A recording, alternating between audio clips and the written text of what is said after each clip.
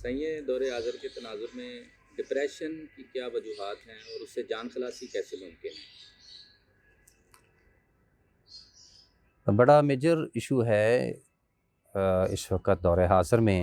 Depression کے حوالے سے۔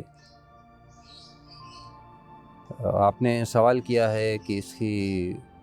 وجوہات کیا ہیں اور اس سے جان خلاصی ایسے چھٹکارا کیسے حاصل کیا جا سکتا ہے، اس کا حل کیا ہے۔ میں سب سے پہلے بات اس کی وجوہات پہ مختصر سی کرنا چاہوں گا۔ ویسے تو بہت ساری اس کی ریزنز بتائی جاتی ہیں،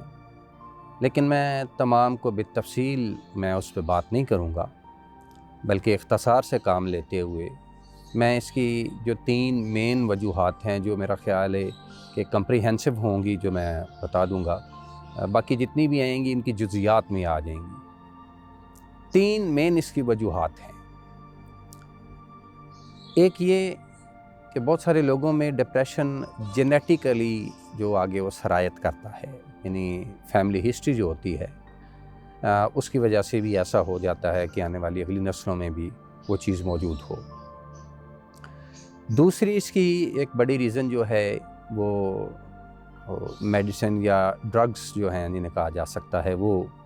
انٹیک کرنے کی وجہ سے ہوتا ہے۔ ہم کچھ دوائیاں کچھ میڈیسن اس طرح کی کرتے ہیں استعمال کہ جن سے بعض اوقات پھر چھٹکارا حاصل کرنا ممکن نہیں ہوتا اور ہمارا جسم جو ہے اسے قبول بھی نہیں کرتا، اور وہ ہمارے ڈپریشن کا جو وجوہات میں سے ایک وجہ بن جاتی ہے۔ تیسری اور جو میں آخری اپنی طرف سے جو کہہ رہا ہوں، جبکہ یہ آخری نہیں ہے اور بہت ساری جیسا کہ میں نے کہا وجوہات اس کی موجود ہیں، وہ یہ ہے کہ جب بھی آپ اپنی زندگی میں اپنے کسی معاملہ کو حل کرنے کی صلاحیت اپنے اندر نہ پا رہے ہوں، آپ سے آپ کا وہ میٹر جب سارٹ آؤٹ نہ ہو رہا ہو، خواہ وہ آپ کا فیملی میٹر ہے، کوئی بزنس سے ریلیٹ ہے، کوئی فرینڈشپ سے، کوئی ریلیشن سے ریلیٹ ہے، کسی قسم کا بھی ہے، جب آپ اسے ہینڈل نہ کر پا رہے ہوں تو کیا ہوتا ہے کہ آپ ایک ڈپریشن میں آ جاتے ہیں، اور وہ ڈپریشن آپ کی اینزائٹی کا وہ ایک وجہ بنتی ہے، جسے بے سکونی بے چینی کہا جا سکتا ہے۔ ذہنی تناؤ جب بھی ہوگا تو وہ ڈیفینیٹلی آپ کو ایک بے سکونی کی طرف لے کر جائے گا۔ وہ اب رہ گئی بات اسے سارٹ آؤٹ کس طریقے سے کیا جا سکتا ہے یا اس کا بہترین حل کیا ہے، میں اسے بھی کچھ کیٹیگرائز کروں گا اس حوالے سے۔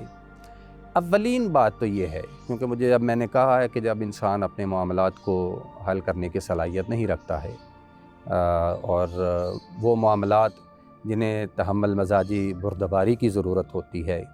انہیں عجلت سے کام لیتے ہوئے ہم انہیں کرنے کی کوشش کرتے ہیں، وہ بلکہ اس میں ایک بیہیویئر بھی ہمارا سامنے آتا ہے جس کا شکوہ اللہ بادشاہ جی نے سورہ بنی اسرائیل میں کیا بھی ہے ہم سے کہ وَيَدْعُ الْإِنسَانَ بِالشَّرِّ دُعَاءُهُ بِالْخَيْرِ، کہ انسان ہم سے شر بھی اسی طرح طلب کرتا ہے جس طرح اسے خیر طلب کرنی چاہیے۔ وَكَانَ الْإِنسَانَ عَجُولًا، اور انسان بڑا عجلت پسند ہے، بڑا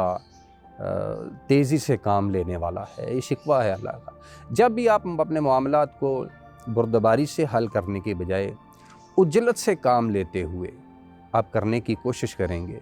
تو وہ ایک فطری بات ہے، کوئی بھی کام جو آپ سے پہلے ہی ہینڈل نہ ہو رہا ہو اور آپ اسے تیزی کے ساتھ کرنے کی کوشش کریں گے، آپ کے ہاتھ پاؤں پھول جائیں گے، آپ کا مائنڈ آپ کا ساتھ نہیں دے گا، وہ نہ چاہتے ہوئے بھی وہ ڈپریشن کی ایک بڑی وجہ آپ کے سامنے آ جائے گی۔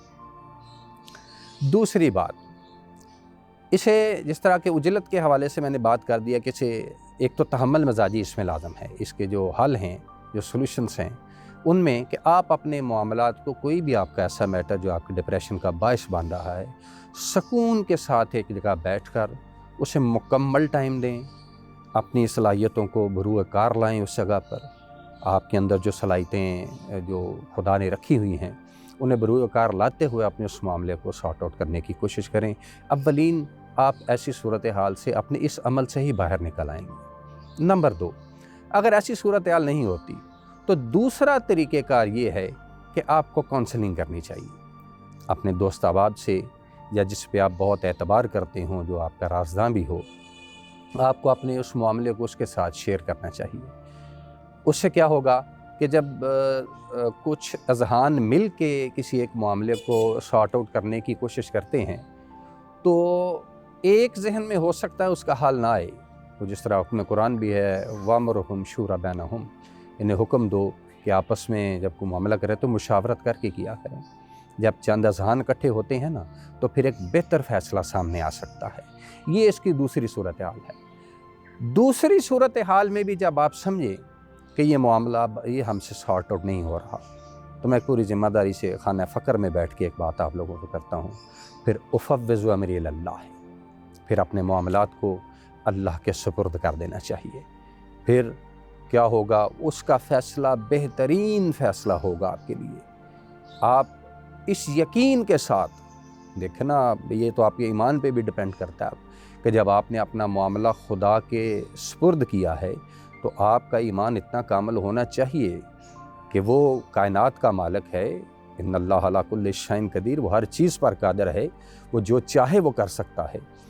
جو چاہے کر سکے. جب آپ اپنا معاملہ اس کے ہاتھ میں دیتے ہیں تو یہ مت سوچئے گا کہ وہ آپ کا نقصان چاہے گا کسی صورت میں.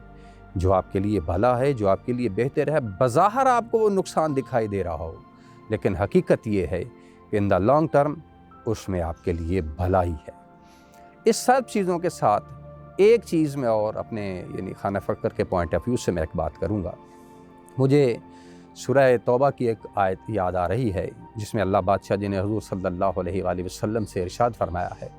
کہ خذ من اموالہم صدقۃ تطہرہم وتزکیہم بہا وصلی علیہم ان صلاتک سکن لہم واللہ سمیع علیم. اے رسول، ان سے صدقہ اخذ کرو، اس کے ذریعے سے انہیں پاک صاف کرو، ان کا تزکیہ کرو، اور ایک اور کام کرو. یہ تو پیچھے صدقہ لے کے ان کا تزکیہ، ان کی طہارت کرنا ایک عمل تھا، لیکن اس کے ساتھ حضور صلی اللہ علیہ وآلہ وسلم کو ایک حکم اور دیا گیا. فرمایا گیا وصلی علیہم، اے رسول ان کے لیے دعا کرو. ان صلاتک سکن لہم، تمہارا ان کے لیے دعا کرنا ان کے سکون کا باعث ہوگا. وہ خانہ فقر میں بھی کہا جاتا ہے نا، دعا فقیراں رحم اللہ. جب اور کوئی صورتحال نہ بن رہی ہو، بلکہ پچھلی جو 3 سٹیجز میں نے بتائی ہیں ان سٹیجز میں اگر اس بات کو شامل کر لیا جائے،